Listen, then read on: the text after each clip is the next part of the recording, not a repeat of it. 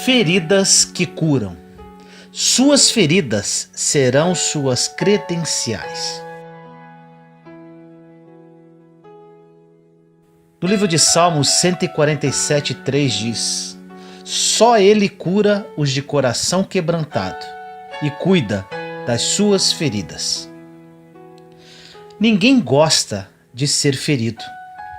As pessoas amam os beijos, os abraços, os elogios. Nós gostamos de muitas coisas que nos proporcionam qualquer sentimento ligado ao prazer, à segurança e ao bem-estar. Mas odiamos profundamente sermos feridos. Só que na vida, nós somos mais feridos do que levantados, elogiados e amados. É mais fácil alguém te destratar em uma fila de restaurante do que alguém te abraçar e dizer que você é bem-vindo, até mesmo entre os familiares. É muito mais fácil alguém fofocar o teu nome e te ferir por causa de alguma situação passada do que simplesmente deixar o seu passado para trás e te dar força para construir uma nova história. O ser humano não sabe lidar com as feridas, mas as feridas são inevitáveis, você querendo ou não querendo. Elas vão chegar.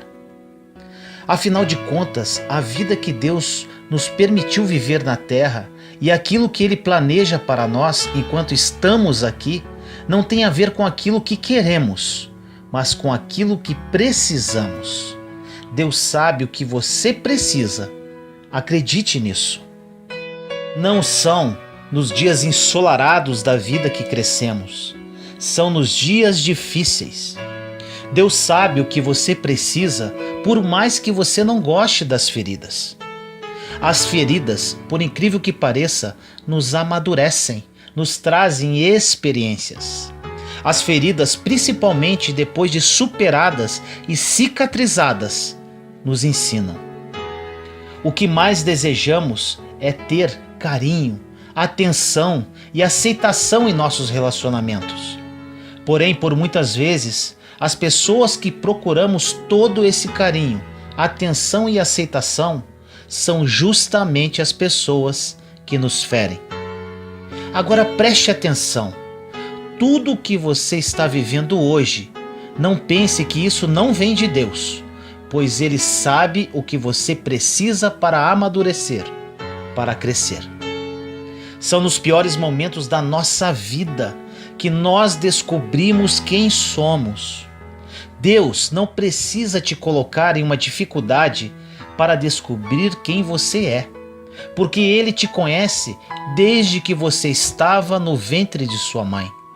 Quando Deus permite que uma ferida chegue na sua vida, é para que você descubra quem você é realmente, porque ninguém continua o mesmo depois de ser ferido. A ferida vai mudar alguma coisa em você. E como as mudanças vêm de Deus para a sua vida, Ele permite que elas cheguem, por mais que você não queira. É no meio das lutas, é no meio das dificuldades que você começa a descobrir a força que tinha, o Deus que servia, a provisão dele para a sua vida, o filho de quem você é, o poder que está em você. Existem pessoas que, se passassem por aquilo que você já passou na vida, já teria morrido, mas você ainda está de pé. Deus está mostrando quem você é. O meu deserto foi muito pesado, muito difícil, porém hoje agradeço por tudo que aconteceu. No momento da dor que amadurecemos, no momento que eu estava desesperado, sofrendo um adultério, falido financeiramente, olhando para o poste de energia, esperando a empresa de energia cortar a luz, vivendo à custa de cesta básica e com uma filha querendo cometer suicídio. Foi aí que aprendi, nessa dor, nesse momento obscuro da minha vida. Foi aí o teste, a prova. Foram nesses momentos que Deus me ensinou muita coisa. Foram muitas feridas, Mas hoje, aquelas feridas se transformaram em cicatrizes da luta. As pessoas hoje me seguem, não pelo que eu sou, mas sim pelo que superei, pelas dores que passei, pelas feridas que viraram cicatrizes. As pessoas te seguem porque, ainda que você tenha passado pelo vale da sombra da morte, você ainda continua de pé. As pessoas vão te seguir porque, apesar das feridas, como a perda de um ente querido, como o dinheiro que não caiu na conta, como o desemprego, como a injustiça, apesar disso tudo, você permanece de pé. As pessoas seguem quem permanece de pé, apesar das feridas. No livro de Provérbios, capítulo 27, versículo 6 diz: leais são as feridas feitas pelo amigo, mas os beijos do inimigo são enganosos. Essa passagem é bem interessante. Repare que o inimigo dá o que você quer, Deus dá o que você precisa. Um grande exemplo da Bíblia que podemos citar é Jacó. Em Gênesis 32, versículos 24 a 28 diz: e vendo este que não prevalecia contra ele, tocou a juntura de sua coxa, e se deslocou a juntura da coxa de Jacó, lutando com ele. E disse: deixa-me ir, porque já a alva subiu. Porque ele disse: não te deixarei ir, se não me abençoares. E disse-lhe: qual é o teu nome? E ele disse: Jacó. Então disse: não te chamarás mais Jacó, mas Israel, pois como príncipe lutaste com Deus e com os homens, e prevaleceste. Nunca mais reclame quando Deus te deixar sozinho por um tempo, porque todo mundo que Ele quer promover, Ele testa no secreto e sozinho primeiramente. Deus não te abandonou, pois Ele não abandona filho, mas a solidão atrai um tipo de guerra que você vai ter que lutar para descobrir quem você realmente é. Jacó lutou com todas as suas forças com o anjo, mesmo sendo ferido em sua coxa. Ele continuou. Perceba que o novo nome que foi dado a Jacó foi pela forma que ele lutou. Ele recebeu o nome de Israel, que significa príncipe de Deus. Tiramos um grande ensinamento aqui. Grave isso. A sua próxima fase vai ser de acordo de como você lutou. Sem a luta que trouxe a ferida, Jacó não passaria para a próxima fase. Deus permite que você passe por uma situação de dificuldade para aprender antes que os homens te ferissem, porque fiéis são as feridas feitas por um amigo. Se os homens te ferissem antes de Deus, talvez você não se levantaria mais. Naquela luta com o anjo, Jacó foi ferido para passar para o próximo nível. As feridas são credenciais para provar o que você superou na vida. Elas possuem 3 razões principais. A primeira, as feridas te dão autoridade. Quando passamos por uma situação muito difícil em nossa vida e a superamos, viramos autoridade com relação a isso. Quando você pedir conselhos com relação a determinado assunto, antes verifique o que aquele conselheiro passou na vida, quais os problemas que superou, quais as feridas que venceu, quais as cicatrizes que ele tem para mostrar. Essas são as credenciais de autoridade, as cicatrizes, porque se não forem cicatrizes, são feridas ainda não curadas e abertas. E com isso esta pessoa não tem autoridade para falar com propriedade sobre aquele assunto determinado. Segundo, as feridas aceleram processos.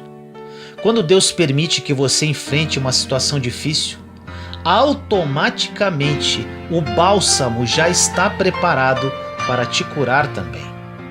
Depois que você tiver autoridade, os processos serão mais rápidos. Existem casamentos que demoram 20 anos para entrar em ordem. Outros demoram 6 meses. Tem pessoas que demoram 10 anos para prosperar financeiramente, mas tem outras que prosperam em 2 anos. Os processos são diferentes, porque alguns evitaram a ferida e outros superaram as feridas que vieram. 3. As feridas mostram para o mundo quem você é. Não pregamos sobre Jesus hoje pela festa que fizeram quando ele entrou em Jerusalém no burrinho, mas pelas feridas que ficaram em suas mãos. As feridas te promovem, te colocam na história. Quando Deus permitiu que as mãos e os pés de Jesus fossem feridos e o seu corpo dilacerado, era para que a bênção que estava nele passasse para todas as gerações, inclusive para você. E também para que ele entrasse para a história, porque leais são as feridas feitas por um amigo. As feridas que são feitas por Deus cicatrizam. As feridas feitas por homens ficam abertas. Quando ficam cicatrizadas, viram credenciais, autoridade, promoção. Quando ficam abertas, apodrecem. Normalmente as pessoas comentam do seu dia ruim, não do dia bom.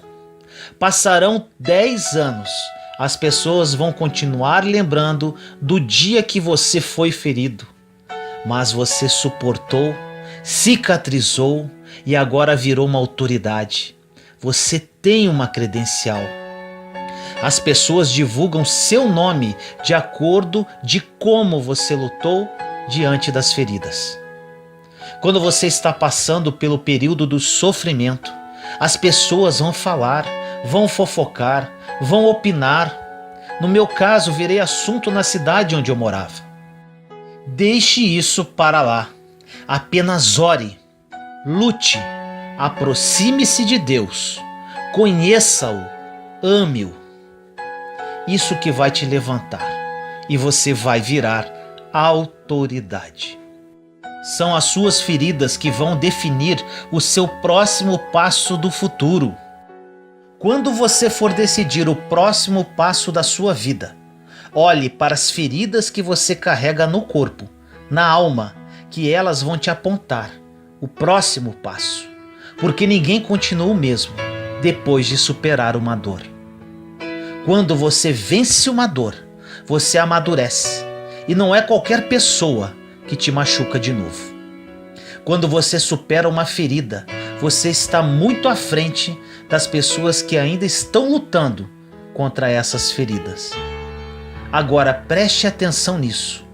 Muito mais importante que a ferida que você tem é quem te feriu.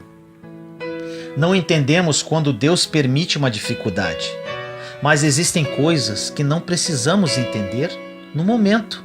Só precisamos continuar andando, mesmo mancando, rastejando com dor. Jacó foi ferido, assim como você pode ter sido ferido nas emoções, nas finanças, na família, na vida ministerial, mas não existe ferida que não cicatriza. Existem pessoas que estão no meio da ferida e estão revidando, discutindo, murmurando, reclamando. Como você luta determina o processo que você vai passar. Você não é o que fez, você é fruto daquilo que lutou e venceu. As feridas que Deus permitiu que te ferissem é para matar o Jacó que existe dentro de você e trazer Israel. Tudo que você precisa já está dentro de você. Basta usar a fé e tudo aquilo que o Senhor te ensinou. Ore comigo assim: Senhor, nos colocamos em sua santa presença neste momento, eu, meus irmãos e irmãs em Cristo Jesus. Pai amado, agradecemos por esta mensagem. Muitos de seus filhos e filhas que oram comigo agora estão passando por momentos extremamente difíceis, momentos de muita dor, sofrimento, com as feridas expostas. Que essa mensagem, Pai, toque profundamente esses corações e que a partir de hoje cada um deles tenha consciência que suas feridas serão cicatrizadas. Que eles entendam que essas feridas vieram para o amadurecimento, para que eles mudem de fase em suas vidas. Que eles entendam também, Senhor, que nesta ferida morrerá o Jacó e nascerá o Israel. Que a vida de cada um deles nunca mais seja a mesma a partir de hoje. As feridas curam, Senhor. Assim nós oramos, em nome do nosso Senhor Jesus Cristo. Amém.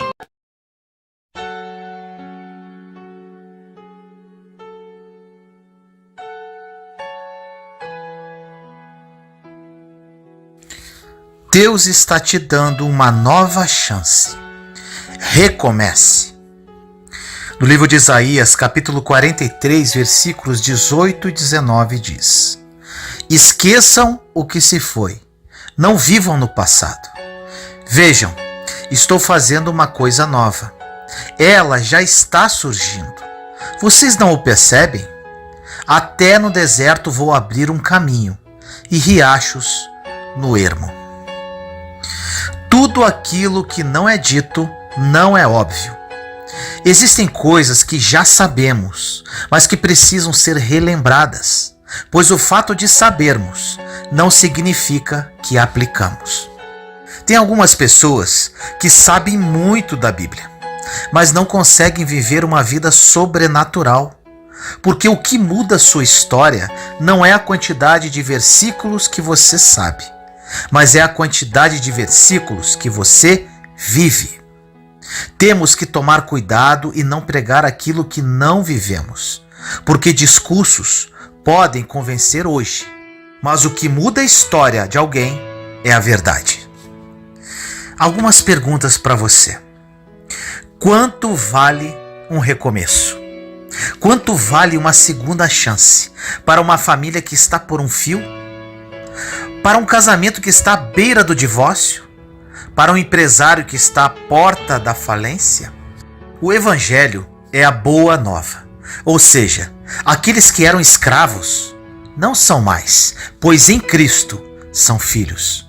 Aqueles que eram cativos pelo pecado, em Cristo agora são libertos. Aqueles que eram cativos pelas doenças, em Cristo podem experimentar a cura. A grande verdade é que nem sempre entendemos que tudo isso já foi liberado para nós. Estamos à espera que algo aconteça. Mas eu vou te lembrar algo primordial. Aquilo que precisava acontecer já aconteceu há mais de 2000 anos atrás. Jesus, de braços abertos na cruz, declarou: está consumado. E agora mesmo ele pergunta para você: quanto vale o novo começo? Quanto vale voltar a sonhar? Quanto vale voltar a dormir? Tem coisas que só valorizamos depois de chegar ao ponto de quase perdermos. Por exemplo, uma pessoa que está em um leito de hospital e com uma vontade louca de voltar para casa e fazer a mesma coisa simples que fazia, como tomar um café ou sair com os filhos. O mais importante quando isso acontece é a pessoa ter o entendimento de que aquela é a sua segunda chance. Começar de novo, fazendo as coisas simples que fazia, porém com um novo olhar. Alguns momentos em nossa vida são como marcos históricos e precisamos de tempo em tempo acessar esses momentos. Não é para ser nostálgico, é ter memória, porque quem tem memoriais de gratidão consegue lembrar aonde estava e o que Deus fez. Consegue lembrar aonde estava e que Deus o curou. Não coloque um ponto final onde o autor da vida continue escrevendo.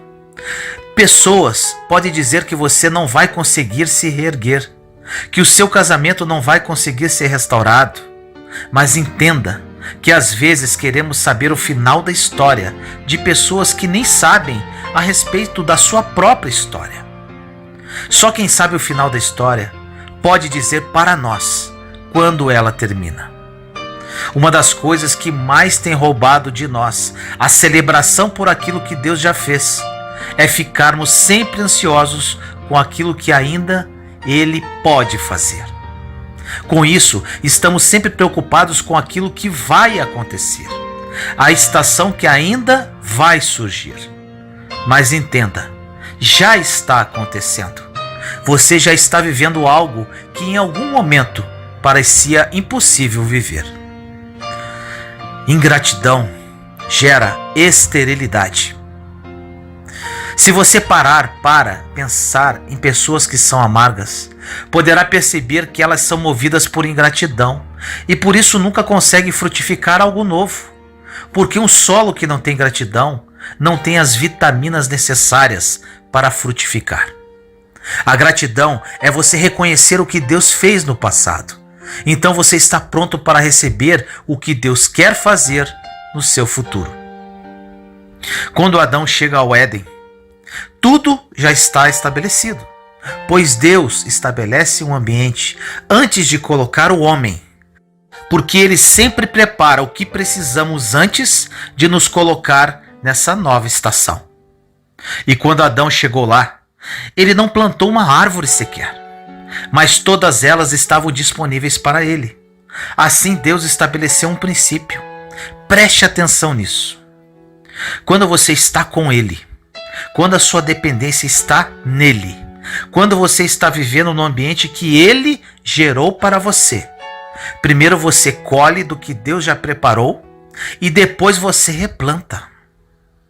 Agora, essa dinâmica muda depois que o homem cai, pois agora você vai ter que colher do suor do seu trabalho. E Deus estabelece uma nova dinâmica. Se você não plantar, não vai ter o que colher. A grande questão é que em Cristo, as realidades que o pecado roubou de nós foram restabelecidas. O problema de vivermos debaixo de uma nova aliança sem termos consciência dela é que podemos estar em um tempo em que Deus está se movendo de uma forma nova e estamos tentando funcionar de uma forma antiga. Como, por exemplo, ainda estamos tentando fazer por merecer aquilo que jamais mereceríamos. Ainda estamos trabalhando demais e deixando a família de lado, sendo que quem mantém a nossa casa é Deus. Quando entendemos isso, descansamos na certeza de que primeiro Deus abençoou para depois você plantar. Sem perceber, negociamos aquilo que é inegociável. Acabamos colocando preço naquilo que não tem preço. A graça não tem a ver com esforço para receber.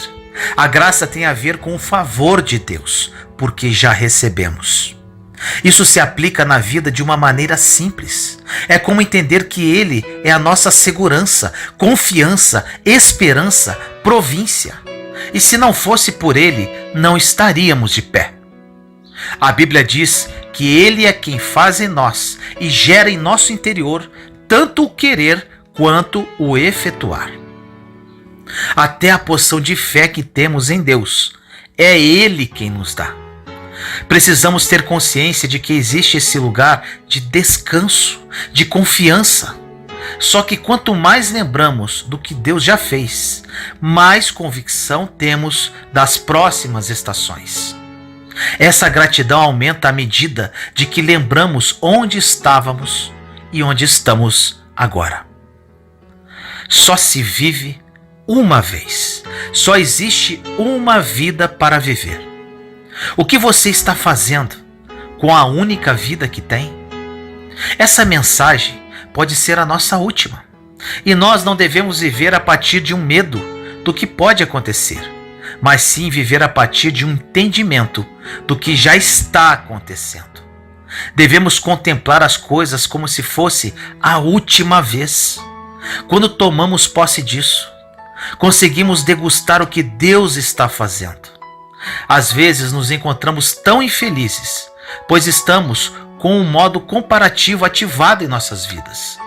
Esse modo deve ser desligado para que o modo contemplativo tome o seu lugar. Jesus não conhece quem faz, ele conhece quem se tornou, porque você só consegue se tornar em um ambiente de intimidade. Para se tornar filho, você precisa sentar na mesa do pai. Ficamos escandalizados com o filho pródigo, com a falta de noção dele, quando ele pega suas coisas e vai embora. Mas o pior é o filho que permanece, porque ele continua em uma perspectiva de auto-justificação. Você, que é pai ou mãe, entenda que o amor que você sente pelo seu filho nem chega perto do amor de Deus por você. Esse amor que foi capaz de invadir o inferno para trazer você de volta. Deus quer fazer mais do que você imaginou, do que você pensou, do que você já penetrou em seu coração. No livro de Lucas, capítulo 17, versículos de 11 a 19 diz: A caminho de Jerusalém, Jesus passou pela divisa entre Samaria e Galiléia. Ao entrar num povoado, 10 leprosos dirigiram-se a ele. Ficaram a certa distância e gritaram em alta voz: Jesus, mestre, tem piedade de nós. Ao vê-los, ele disse: Vão mostrar-se aos sacerdotes. Enquanto eles iam, foram purificados. Um deles, quando viu que estava curado, voltou louvando a Deus em alta voz. Prostrou-se aos pés de Jesus e lhe agradeceu. Este era samaritano. Jesus perguntou: Não foram purificados todos os 10? Onde estão os outros 9? Não se achou nenhum que voltasse e desse louvor a Deus, a não ser este estrangeiro. Então ele lhe disse: Levante-se e vá, a sua fé o salvou. 10 homens tiveram um encontro com Jesus e foram curados, mas só um voltou para falar. O que aprendemos com essa história é que o fato de recebermos de Deus não significa que caminhamos com Ele, e caminhar com Ele não significa ter plena revelação do que Ele é. Não tem como caminhar ao lado de Deus sem usufruir plenamente de quem Ele é. Muitos estão em uma igreja e não vivem plenamente as promessas que Deus tem. Tudo aquilo que você já sonhou para você, para a sua casa, todo sonho que você tem, todo milagre que você espera, não se compara com aquilo que Deus ainda deseja fazer. Quando chegamos no limite da nossa imaginação, ainda não chegamos nem no início da imaginação de Deus.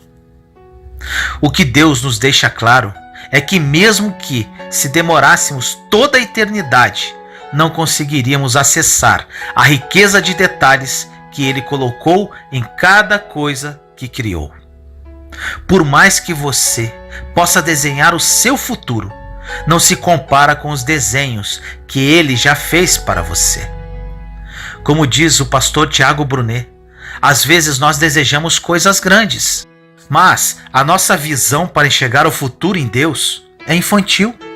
Não temos que tentar entender a complexidade do que Deus preparou para nós, pois você não foi chamado para entender, você foi chamado para usufruir.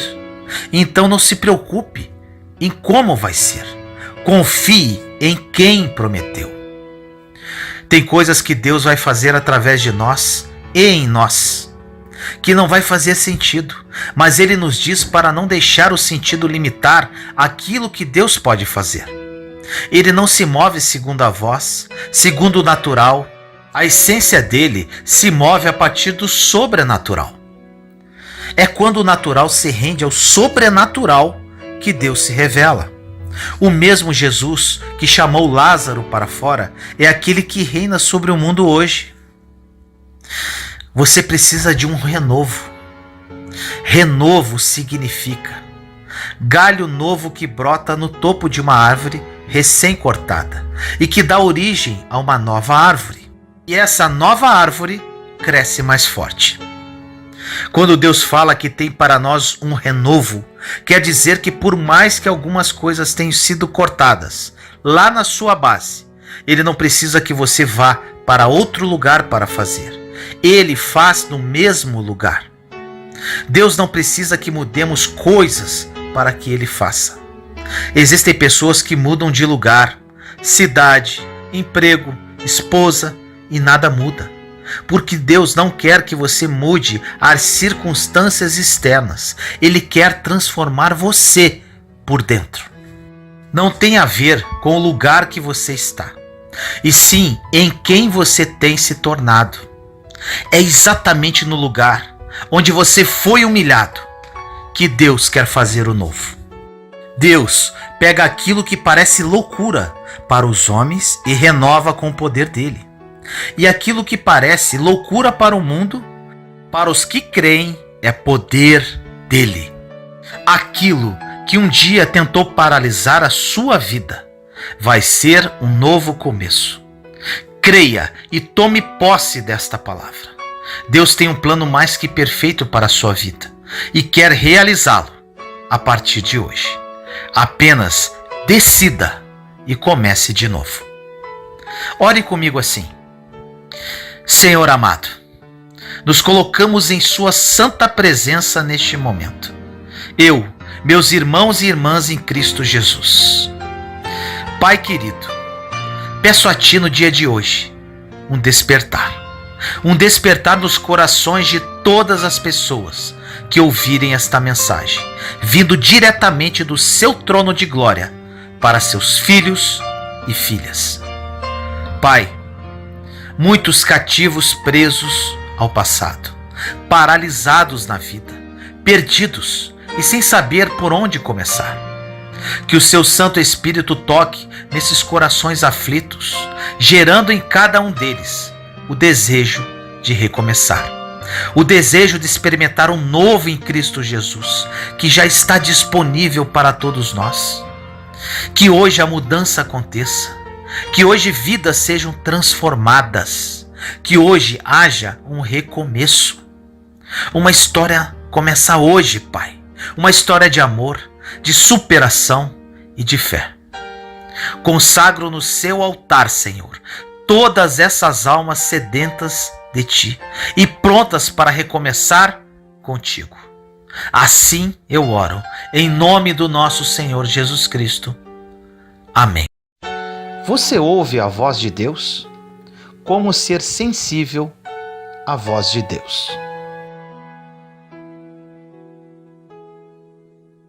No livro de João, capítulo 5, versículos 24 e 25 diz: Eu asseguro, quem ouve a minha palavra e crê naquele que me enviou, tem a vida eterna e não será condenado, mas já passou da morte para a vida. Eu afirmo que está chegando a hora, e já chegou, em que os mortos ouvirão a voz do Filho de Deus, e aqueles que a ouvirem viverão. Você já se perguntou como ouvir a voz de Deus e saber se Ele fala comigo? Acredito que essa seja a principal dúvida dos cristãos. E por isso essa mensagem vai ajudá-lo a ter uma vida de comunhão com Deus e principalmente equilibrada. Muitas pessoas questionam que nunca sabem se Deus realmente está falando com elas. Com isso ficam confusas e nunca têm coragem de tomar uma decisão. Ao mesmo tempo, existe um grupo de pessoas que ouve até demais. Eles falam: Deus me disse para fazer isso e aquilo. Porém, um tempo depois, os vemos fazendo algo que contraria aquela direção de Deus. Com isso, fica difícil acreditar que Deus realmente deu alguma direção a essas pessoas. Diante desses dois extremos, os que nunca ouvem e os que ouvem demais, é importante saber que no mundo há muitas vozes e precisamos discernir quais são elas. Veja o que a palavra de Deus diz em 1 Coríntios 14, versículos 10 e 11. Sem dúvida, há diversos idiomas, vozes no mundo. Todavia, nenhum deles é sem sentido. Portanto, se eu não entender o significado do que alguém está falando, serei estrangeiro para quem fala, e ele estrangeiro para mim.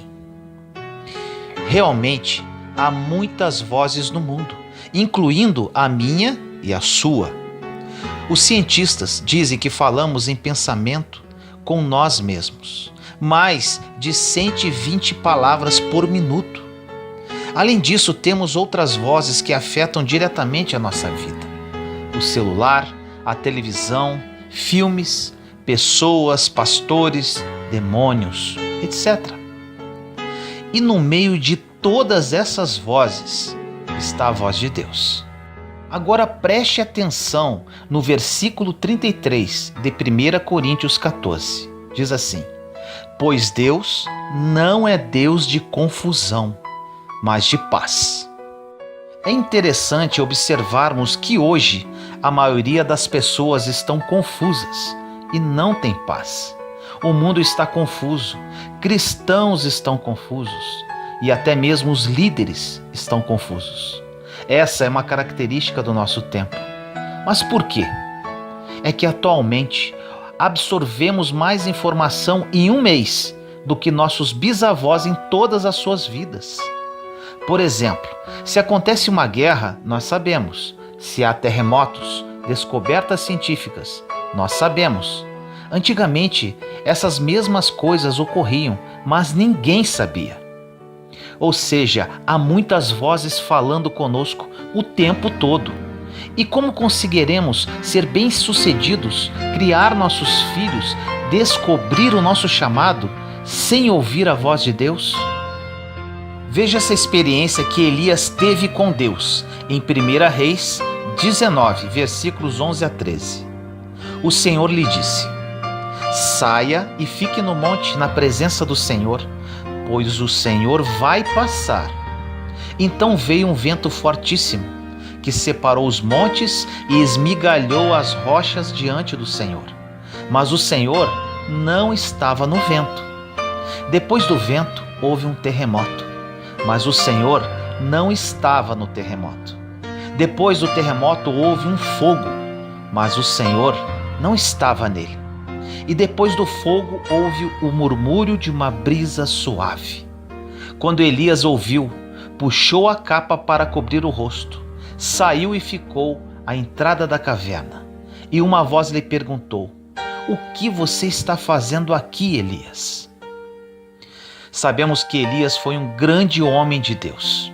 No entanto, aqui o vemos fugindo, pois estava confuso, frustrado, desencorajado e com medo. Ninguém está isento disso, nem mesmo uma pessoa íntima de Deus. Então o Senhor o chamou para fora e veio um vendaval, terremoto e fogo, mas ele não estava em nada disso. Agora imagine Elias naquele ambiente destruidor. Toda aquela situação estava demonstrando o interior dele, cheio de turbulência. Mas depois de todo aquele barulho, tudo se acalmou e Deus veio como uma brisa suave. Quando Elias encontrou a paz no seu espírito, ele escutou a voz de Deus. Esse texto nos ensina algo muito importante. Deus não compete com a confusão e é impossível escutar a voz dele se estivermos agitados em nosso interior. Diante disso, vamos falar sobre diversas maneiras que você pode ouvir a voz de Deus. Primeiramente, a voz audível. No livro de João 12, versículos 27 a 30 diz: agora meu coração está perturbado. E o que direi? Pai, salva-me desta hora. Não, eu vim exatamente para isso, para esta hora. Pai, glorifica o teu nome. Então veio uma voz do céu: eu já o glorifiquei e o glorificarei novamente.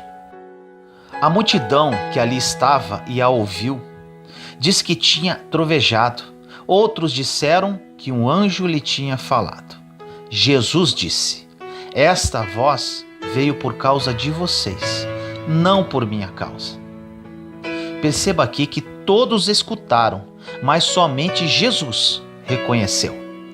Alguns acharam que tinha sido um trovão e outros pensaram que um anjo tinha falado com eles.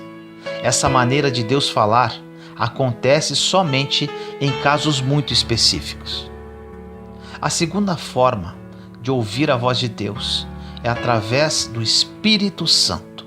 No livro de Atos, capítulo 8, versículo 29 diz: "E o Espírito disse a Filipe: aproxime-se dessa carruagem e acompanhe-a." Essa é a maneira mais comum que Deus usa para se comunicar conosco. Ele fala em nosso espírito e muitas vezes podemos pensar que seja apenas um pensamento, uma coisa da nossa cabeça. Por isso é importante estarmos em comunhão com Deus, para discernirmos se essa voz em nosso interior vem do Espírito Santo. A terceira forma que podemos ouvir a voz de Deus é através dos sonhos. No livro de Mateus, capítulo 1, versículo 20 diz: "Mas, depois de ter pensado nisso, apareceu-lhe um anjo do Senhor em sonho e disse: José, filho de Davi, não tema receber Maria como sua esposa, pois o que nela foi gerado procede do Espírito Santo." Deus falou com José através de um sonho, mas não vá ao extremo dizendo que todo sonho é de Deus.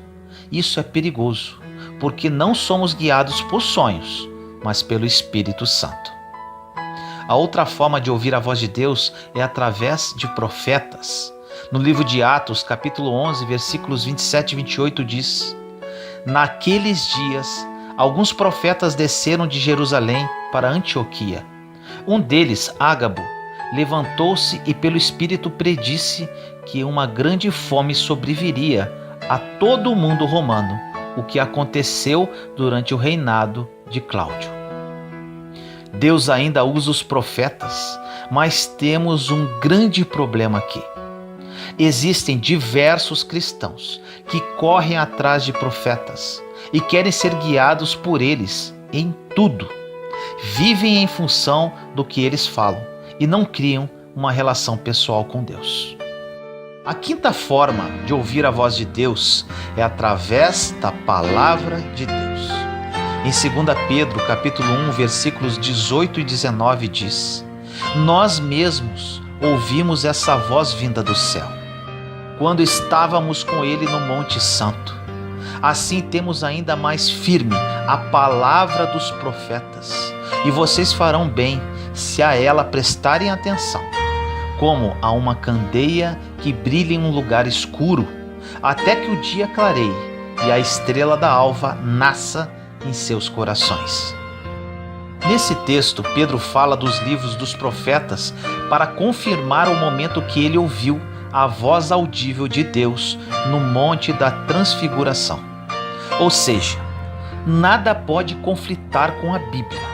Ela é a base para todas as outras formas de comunicação de Deus. Ela não pode ser contrariada. Agora, nem toda palavra da Bíblia, mesmo sendo verdade, será a verdade para você hoje. Então, tome cuidado com esse método de abrir a Bíblia em uma página e ler como se Deus estivesse falando com você. Crie o hábito de ler e meditar diariamente a palavra de Deus e seja renovado. A sexta forma de Deus falar conosco é através de pregações. No livro de Atos, capítulo 2, versículos 36 e 37 diz: "Portanto, que todo Israel fique certo disto. Este Jesus, a quem vocês crucificaram, Deus o fez Senhor e Cristo." Quando ouviram isso, os seus corações ficaram aflitos e eles perguntaram a Pedro e aos outros apóstolos: "Irmãos, que faremos?" Nesse texto, Deus usou a pregação de Pedro e as pessoas sentiram um arrependimento profundo. Alguns são extremos por pensar que essa é a única forma de Deus falar. Outros são mais radicais ainda por pensar que Deus só pode falar com eles através dos pastores, pregadores, padres ou missionários. A sétima forma que Deus fala conosco é através de um evento sobrenatural.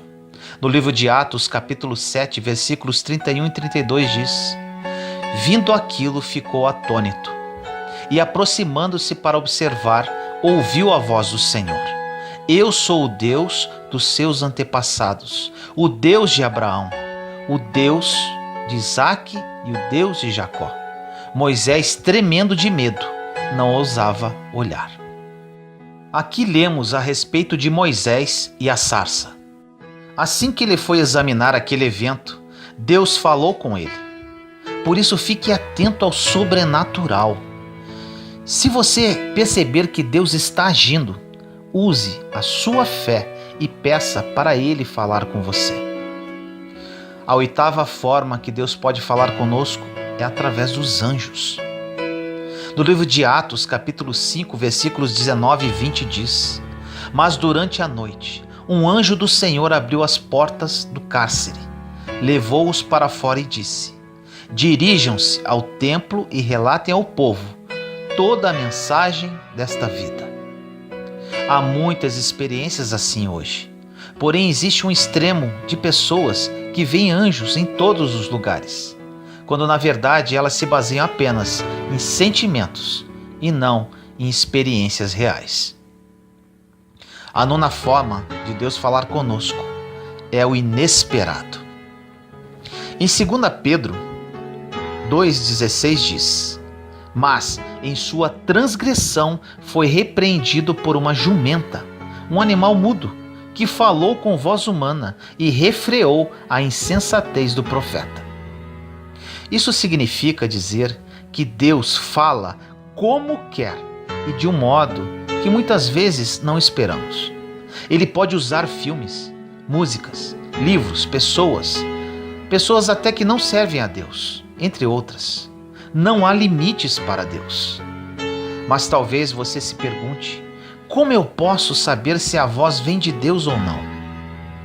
Saiba que quando Deus quer falar com você, Ele quer que você esteja confiante.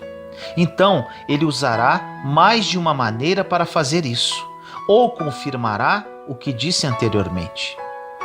Por exemplo, se Deus falou com você através de um sonho, pode ser que Ele envie um profeta para confirmar o sonho. Talvez isso demore dias, meses ou até anos. Não importa. Ele quer que a sua fé aumente para que sejam cumpridos os propósitos dele através da sua vida. Se há confusão, não é Deus. Ele não brinca com você dizendo: vai para lá e depois vem para cá.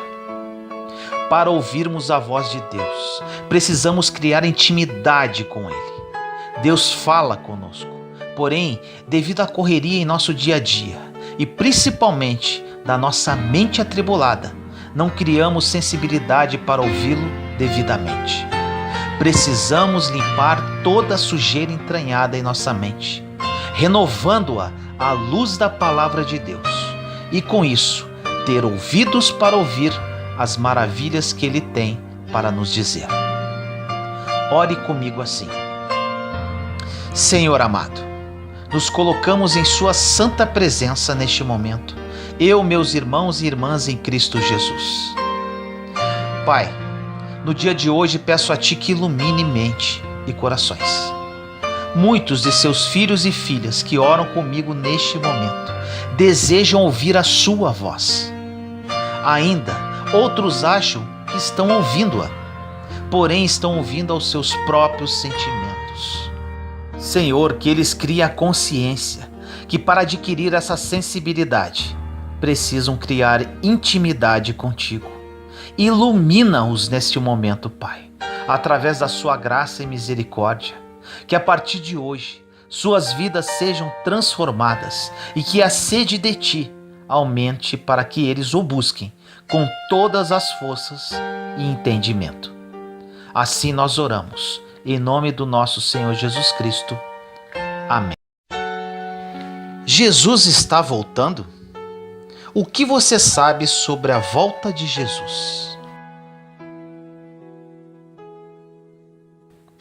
No livro de Mateus, capítulo 24, versículo 44 diz: Assim também vocês precisam estar preparados, porque o Filho do Homem virá numa hora em que vocês menos esperam. Meu querido irmão e irmã, preste muita atenção nessa mensagem, pois com certeza ela poderá ser um divisor de águas na sua vida cristã. Tudo na palavra de Deus mostra que Jesus está voltando para arrebatar os seus escolhidos. Mas quando será isso? O que ainda precisa acontecer para que Jesus volte? Essas perguntas têm respostas simples na Bíblia, mas se tornaram complicadas e confusas por causa de falsas profecias e doutrinas. Então, para que não haja mais qualquer tipo de dúvida a respeito da volta de Jesus e principalmente para que você esteja preparado para quando esse dia chegar, vamos falar sobre 7 sinais de que Jesus está voltando. O primeiro sinal: guerras e conflitos. No livro de Lucas, capítulo 21, versículos 9 e 10 diz: quando ouvirem falar de guerras e rebeliões, não tenham medo. É necessário que primeiro aconteçam essas coisas, mas o fim não virá imediatamente. Então lhes disse: nação se levantará contra nação e reino contra reino. Você já parou para pensar no número de guerras entre países que aconteceram e ainda acontece pelo mundo nos últimos 100 anos? São mais de 80 grandes conflitos que trouxeram uma terrível destruição.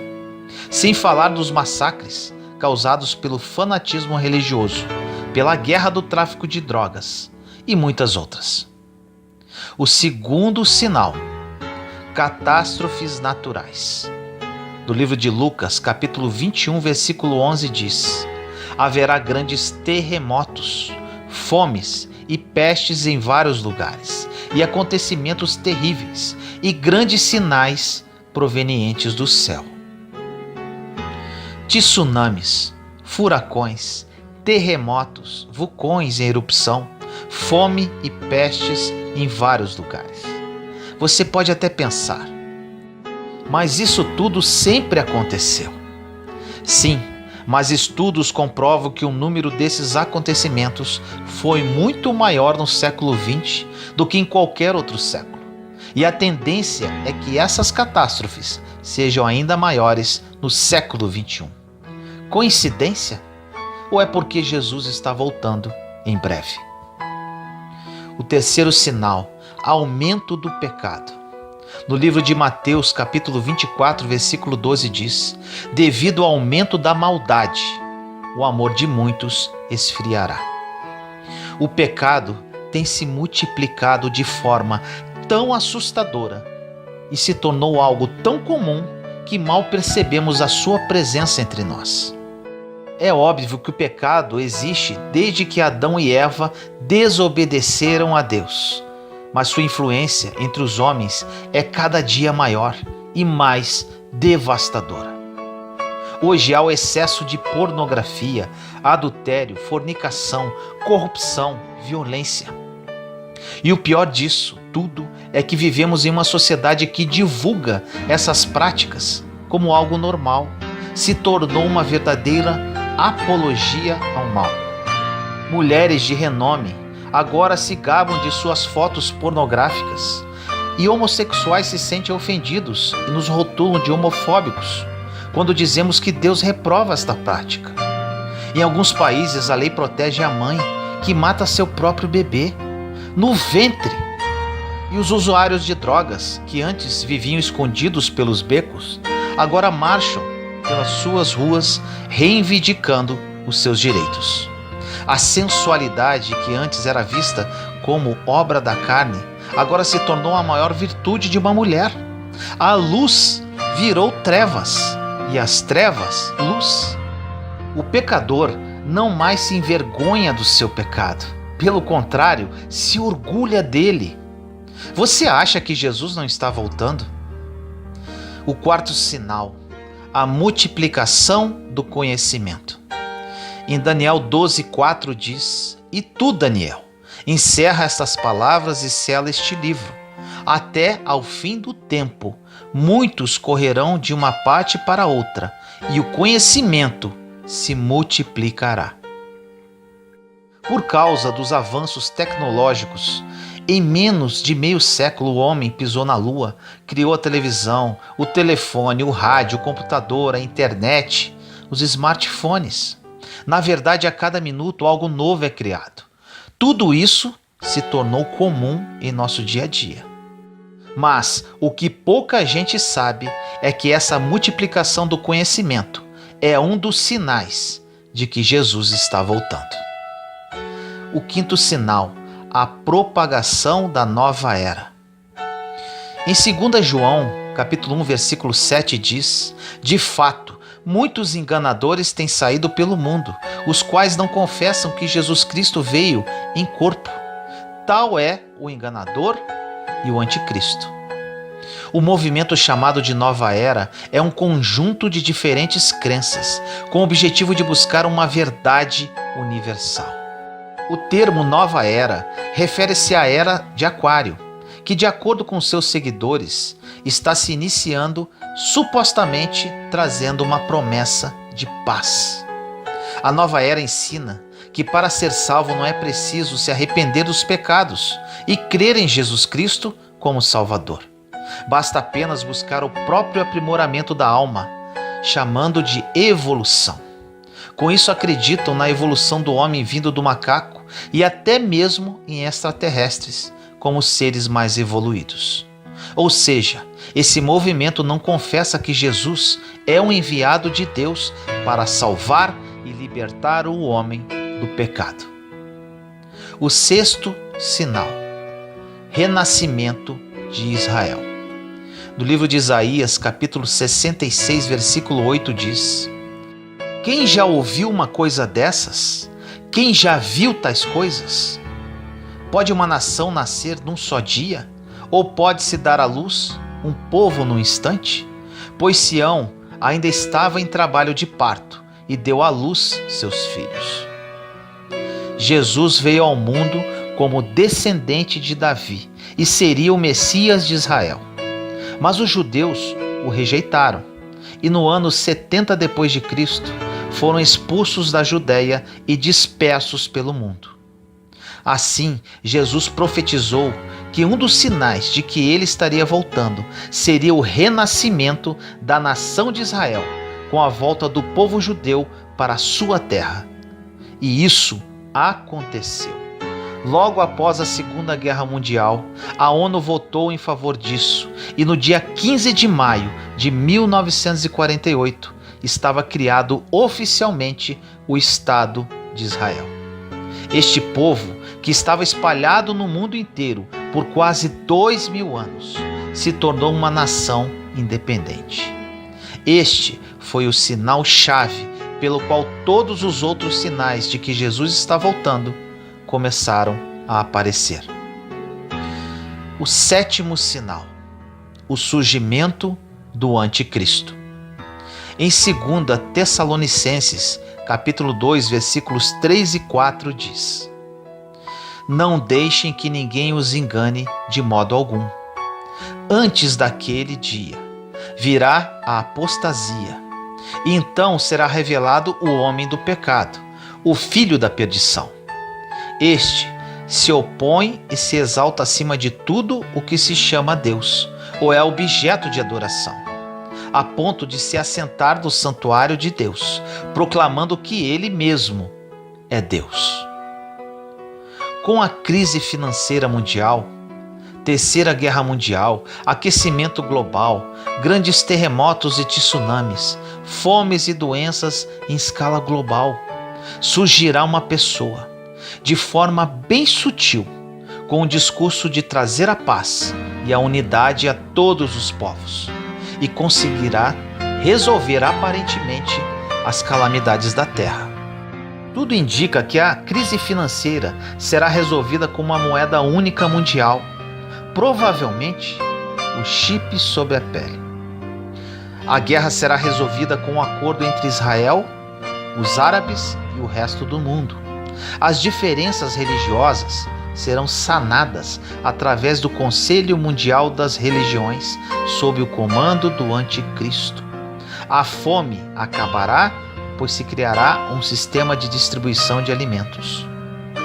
Com a solução aparente dos problemas da humanidade, o anticristo será aclamado por todos os povos e proclamará Jerusalém como sua capital, exigindo a adoração de todas as pessoas. E realmente ele receberá essa adoração. Mas somente um povo na terra se recusará a adorá-lo e receber a sua marca. Trata-se da Igreja de Cristo, composta dos verdadeiros cristãos e dos judeus messiânicos, que creem em Jesus como Salvador.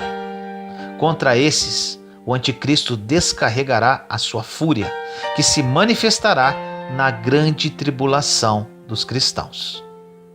Agora, eu falo com muita seriedade a todos vocês que ouvem essa mensagem. Diante de todos esses sinais, fica muito claro de que Jesus está voltando. E você, como se sente diante disso? Você está preparado para quando a trombeta tocar? Como tem sido a sua busca pela salvação? Te dou um conselho: não perca tempo. Reconheça Jesus como Senhor e Salvador da sua vida o quanto antes, pois amanhã poderá ser tarde demais. Ore comigo assim: Senhor misericordioso, entramos em sua santa presença neste momento, eu, meus irmãos e irmãs em Cristo Jesus. Pai amado, que essa mensagem toque profundamente todos os corações de quem a ouvi-la. Muitas pessoas desconhecem a verdade que vem de ti, desconhecem o caminho correto a percorrer e não vivem a vida que o Senhor idealizou para cada uma delas. Muitas não conhecem Jesus, outras conhecem, são cristãos, porém vivem uma vida de pecado e não o amam em espírito e verdade. Desperta-os, Pai, no dia de hoje. Que hoje seja um marco na vida de cada uma delas, para que aceitem verdadeiramente Jesus como seu único Senhor e Salvador. Assim eu oro em nome do nosso Senhor Jesus Cristo. Amém.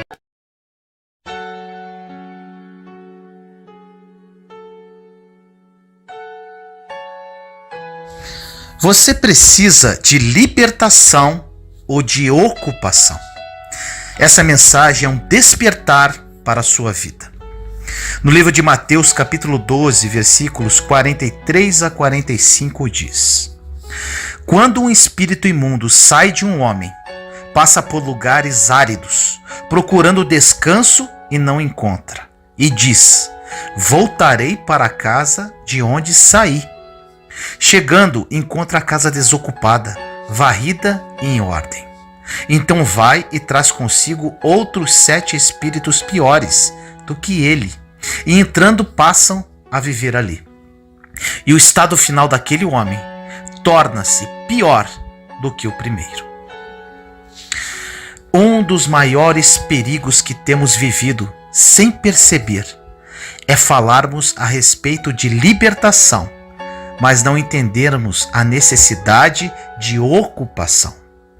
Tão importante quanto a libertação do que nos prendia, tão importante quanto a liberdade com relação àquilo que nos paralisava quando temos novos pensamentos e entendimentos, tão importante quanto rejeitarmos aquilo que era a nossa história até Jesus entrar nela, tão importante quanto tudo isso que falamos é entendermos hoje que depois que somos esvaziados do pecado, algo agora precisa ser preenchido em nós.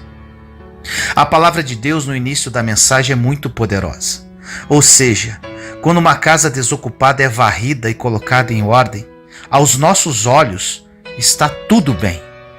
E quando achamos que está tudo bem, corremos um grande perigo e acabamos paralisando a nossa jornada de fé. Precisamos entender que quando focamos para transformar a nossa vida exterior com relação à nossa estética, dinheiro, vida sentimental, enfim, nas coisas deste mundo, acabamos esquecendo que aquilo que é externo não se compara com aquilo que Deus deseja fazer dentro de nós. Aquilo que o Evangelho tem para nós não tem a ver com Cristo nos fazer parecidos com cristãos. Tem a ver com Cristo nos tornar parecidos com Ele.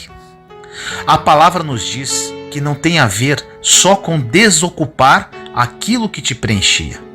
Tem a ver agora com uma nova realidade de preencher você a partir de hoje. Não tem a ver só com abrirmos mão do pecado. Tem a ver, sabe com o quê? De sermos cheios da novidade de vida que só existe em Jesus. Não tem a ver com o discurso eu pecava, não peco mais, eu fazia, mas não faço mais. A Bíblia diz que o nosso testemunho não vai ser construído a partir daquilo que não nos tornamos, não fazemos, mas a partir daquilo que agora, junto com Ele, você constrói.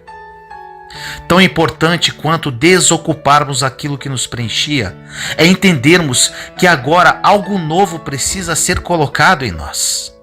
É por isso que tudo aquilo que Jesus faz a partir da igreja, Ele faz depois que a igreja é revestida de poder. Revestimento fala a respeito de algo que já estava revestido, mas agora recebeu uma nova cobertura. Portanto, não dá para desejar os frutos do Espírito sem ter nascido do Espírito. Não dá para desejar viver promessas de Deus sem ter nascido de Deus. Não tem como desejar cumprir o chamado de Deus sem ter sido chamado por Ele. Não dá para desejar fazer aquilo que é espiritual sem ter nascido do Espírito.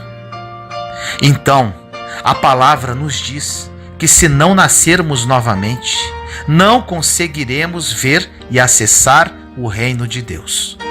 Também não tem a ver com a porção que vai ser derramada em nós, mas só é possível revestir algo que já foi revestido, ou seja, só é possível receber poder quando antes você recebe uma nova natureza.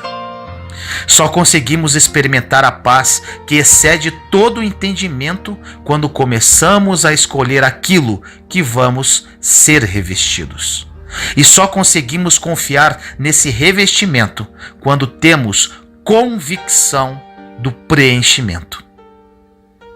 Eu sei quem me preenche, por isso eu sei quem me reveste.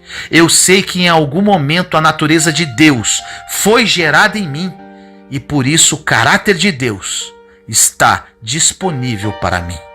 É assim que você deve pensar. Quando você entende que o poder de Deus está disponível para você, você entende também que pode tudo aquilo que Ele diz que você pode. Você entende que vai usufruir de tudo aquilo que Ele diz que você vai usufruir. Entenda que essa nova natureza não tem a ver com a conversão de religião, não tem a ver com mudança de bloco religioso. Por isso, não vai mudar a sua história se Cristo não mudar ela primeiro. O Anderson Silva disse o seguinte: muitas vezes a religião fica discutindo os lugares que podemos ou não entrar, e tem pessoas que não entram em lugares com medo de se contaminar. E o medo de não entrar em um ambiente com essa preocupação só mostra que Cristo ainda não nos fez. Você só tem medo do que um ambiente pode fazer com você quando Cristo ainda não fez em você. Toda revolução exterior só acontece quando antes existe um preenchimento interior. Não tem a ver com aquilo que está ao redor de você. Jesus veio para reconstruir aquilo que está dentro de você. Jesus nunca exige de nós algo que Ele não tenha dado primeiro. E esse é o grande choque entre a graça e a religião. A religião sempre vai te exigir. A religião cobra de você a bondade, mas a graça te faz uma pessoa boa. A religião te cobra santidade, a graça te faz santo. A religião te cobra generosidade, A graça te faz generoso. Porque nós não somos generosos pelo que fazemos. Nós somos generosos pelo que nos tornamos. Pois você é nesse mundo aquilo que Jesus é. Não dá para ser como ele abrindo mão das características dele. Se você conhece alguém que se diz nascido de Deus, que não expressa a natureza dele, ou essa pessoa está te enganando, ou está se enganando. Algumas de suas orações nunca serão respondidas, porque Deus nunca vai abençoar algo que ele deseja que morra. Tem orações que fazemos, que pedimos para que Deus prospere algo que ele deseja que a gente já tenha aberto mão há muito tempo. Às vezes pedimos para que Deus faça algo que ele nem gostaria que tivéssemos começado. Tem muita gente cansada na jornada de fé, porque está tentando fazer para merecer, quando na verdade nós jamais merecíamos, porque Cristo fez por nós e agora temos acesso a tudo aquilo que ele tinha direito. Mas isso só acontece quando você é preenchido por ele. Não tem a ver só com a libertação de um passo de fé, tem a ver com o preenchimento de uma caminhada de fé. O problema de sermos só simpatizantes da fé é que passamos a vida inteira desejando coisas que nunca vão acontecer. Só preenchemos o banco da igreja, mas não deixamos Deus preencher o nosso interior. Em Apocalipse 3:20 diz: Eis que estou à porta e bato, se alguém ouvir a minha voz e abrir a porta, entrarei em sua casa e com ele cearei, e ele comigo. E normalmente ouvimos essa passagem ou compartilhamos ela como se fosse Deus convidando alguém que ainda não o recebeu para deixá-lo entrar. Mas na verdade, quando a palavra diz isso, é de um momento completamente diferente, como Jesus batendo a porta de uma igreja, como se ele dissesse: Ei, igreja, vocês fecharam a porta e me esqueceram do lado de fora. O maior número de conversões que a história já experimentou no Brasil está acontecendo exatamente agora. Agora existe uma pergunta no ar: o que tem mudado através desses números? Eu respondo: nem tanto tem mudado, porque não tem a ver com o número de pessoas que têm professado a fé. Tem a ver com o número de pequenos cristos que têm se formado.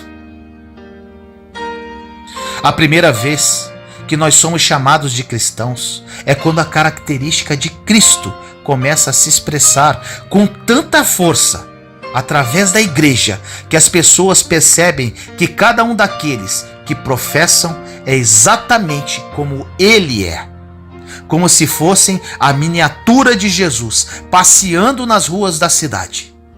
A pergunta que eu faço é: quanto temos nos parecido com Jesus ao longo dos últimos anos?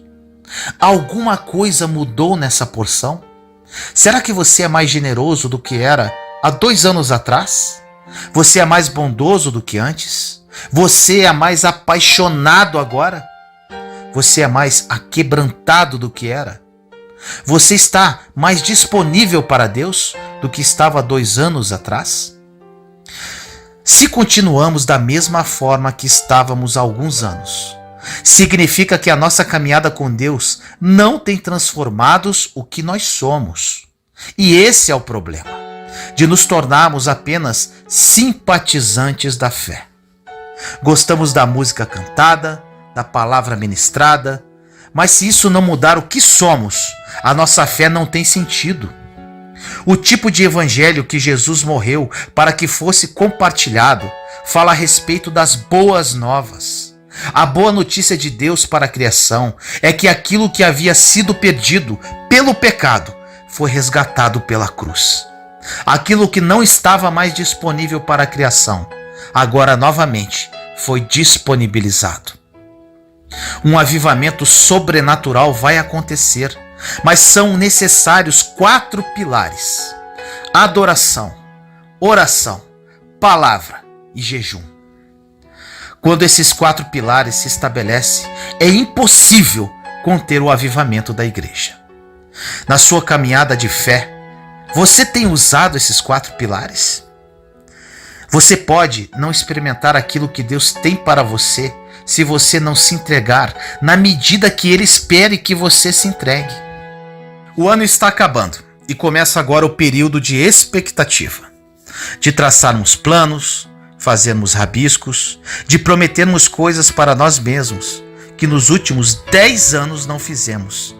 E a grande verdade é que tão importante quanto a expectativa que você tem para o novo de Deus, tem que ser a expectativa que você tem para o único capaz de estabelecer um novo sobre você.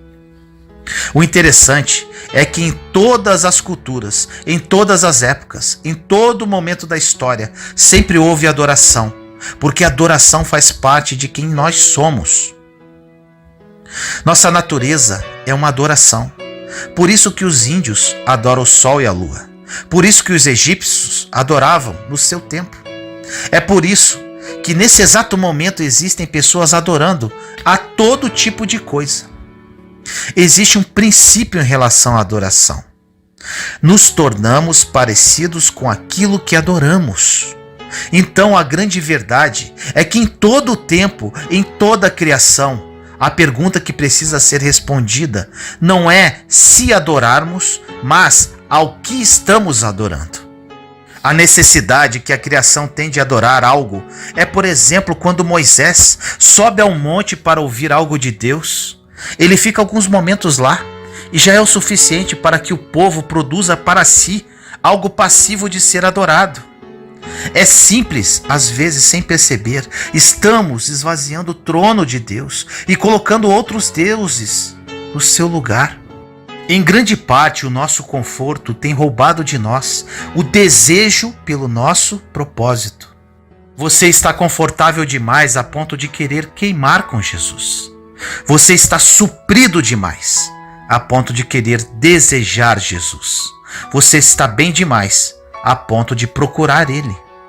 Mas uma notícia que te dou é: Jesus não é um remédio na prateleira que buscamos quando estamos doentes. Ele não é um dos empréstimos do banco que buscamos socorro quando estamos em crise. Jesus não é um terapeuta familiar que chamamos para dentro de casa só quando o casamento está no fim.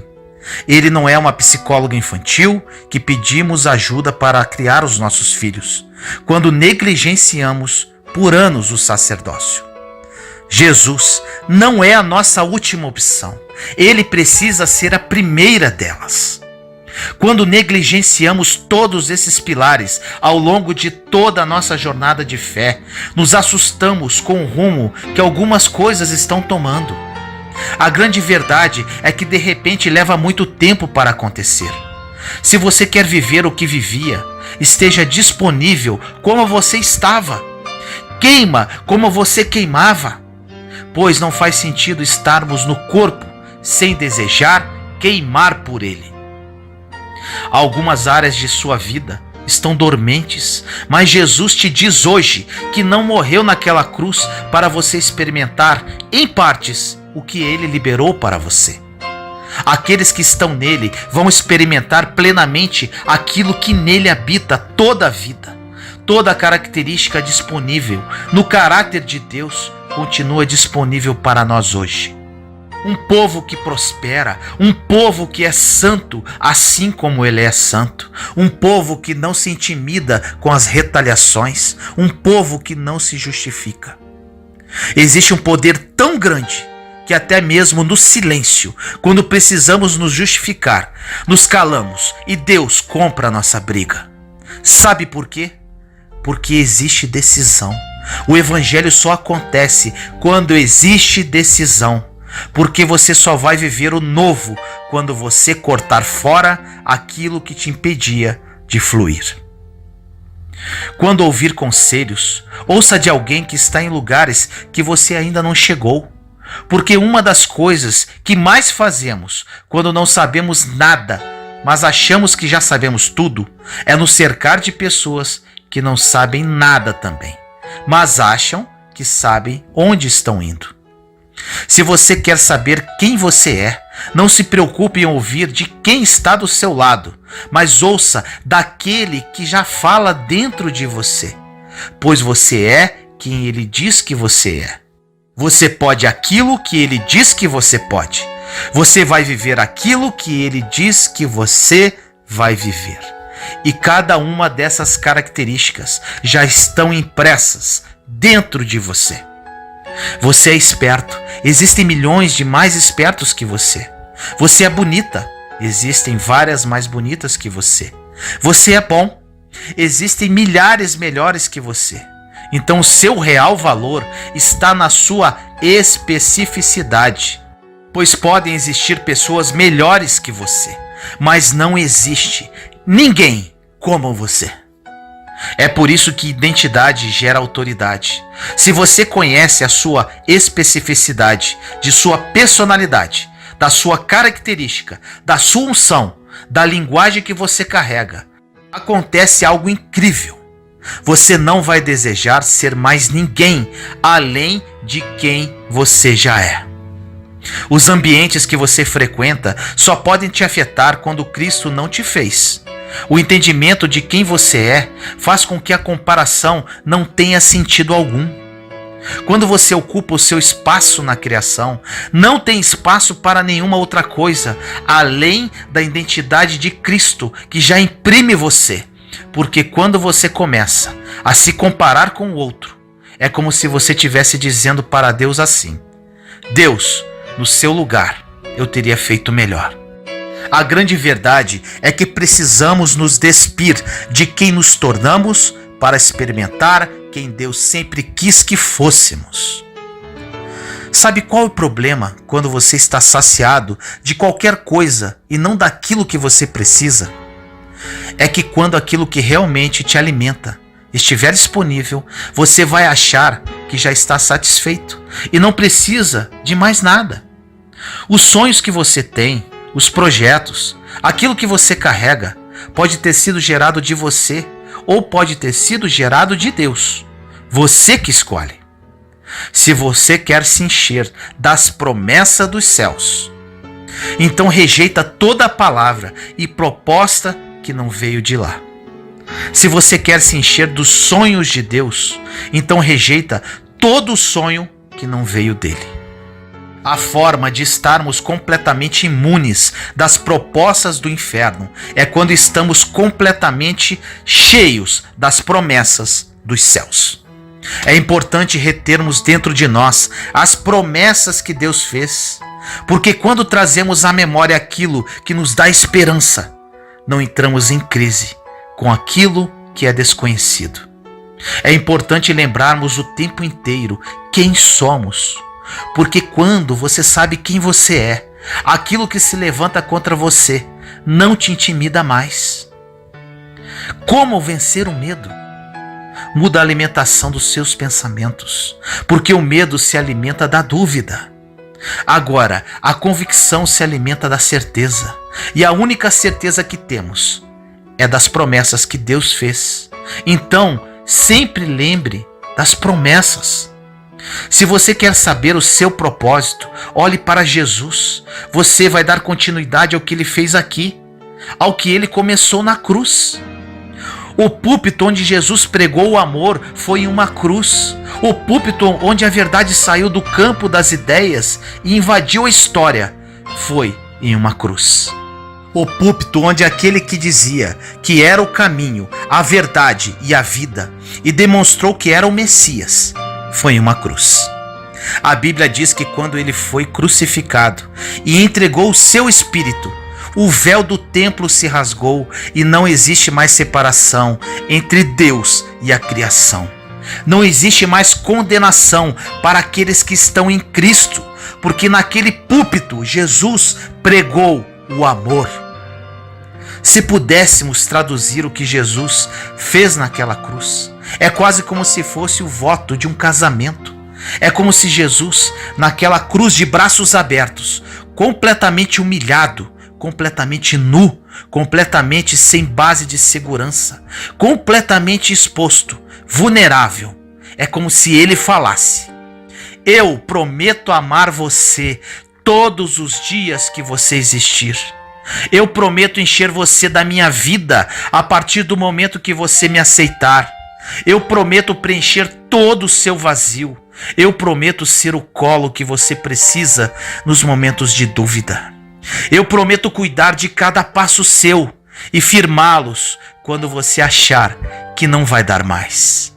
Eu prometo cessar toda a tempestade que se levantar ao seu redor e toda a tempestade que for gerada dentro de você. Eu prometo te amar de tal forma que o inferno não vai me poupar de você, não vai me livrar de você. Eu prometo infinitamente expressar o meu amor através da criação. Eu prometo te amar de tal forma que absolutamente nada foi capaz de me separar de você. Eu prometo que o que aconteceu até aqui e aquilo que está por vir não vai nos separar. Mais uma coisa que Jesus nos diz é: eu vou invadir o inferno, envergonhar tudo aquilo que tentou roubar você de mim. Mas não esquece, eu prometo ao terceiro dia voltar. E quando eu voltar, aquele que achava que teria me roubado de você vai ser como um espetáculo público diante de toda a criação, para que todos possam ver que o meu amor por você é infinitamente maior do que tudo que se levanta ao seu redor. Eu prometo que o medo que te paralisava não vai paralisar mais. Eu prometo que a sua ansiedade que tentava roubar de você o presente não vai roubar mais. Eu prometo que nem a morte, nem a vida, nem os anjos, nem os demônios, nem os principados, nem o presente, nem qualquer coisa da criação será capaz de me separar de você. Eu prometo que se eu for a primeira parte dos seus dias, todos os seus dias serão plenos. Eu prometo que se eu for a primeira parte dos seus sonhos, todos os seus sonhos se cumprirão. Eu prometo que se eu for o propósito da sua jornada de fé, todos os seus propósitos serão realizados. Eu prometo que se eu for o único a quem você buscar socorro, você vai encontrar em mim refúgio e fortaleza. Pois podem cair 1000 ao teu lado e 10.000 à tua direita, mas você não será atingido. Eu prometo por mim mesmo. Eu sou o que sou. Eu sou o caminho, a verdade, a vida. Ninguém vai ao Pai se não for através de mim. Eu prometo estar com você todos os dias, até que a morte nos aproxime. Ore comigo assim: Senhor amado, nos colocamos em sua santa presença, eu, meus irmãos e irmãs em Cristo Jesus. Pai amado, no dia de hoje vim orar por todos aqueles que estão apáticos. Querido Deus, quantos cristãos paralisados, Pai. Quantos que apenas ocupam um banco na igreja e nunca viveram seus sonhos, Senhor. Não vivem a vida que Jesus morreu por nós. Não o conhecem em espírito e verdade. Estão paralisados. Pararam no tempo e no espaço. Que essa mensagem, Pai, seja um despertar na vida de cada um deles. Que a partir de hoje eles acordem e vivam o melhor de Deus em suas vidas. Que eles sejam extensão do Filho para glorificar o Pai. Hoje é o dia do despertar, Pai. Que o Espírito Santo toque essas vidas, transforme realidades e desperte corações. Assim nós oramos em nome do nosso Senhor Jesus Cristo. Amém. Juntos somos fortes. Compartilhe esta mensagem para que mais pessoas sejam edificadas. Inscreva-se no canal e acione o sininho para ser notificado de novos vídeos. Te amo em Cristo Jesus.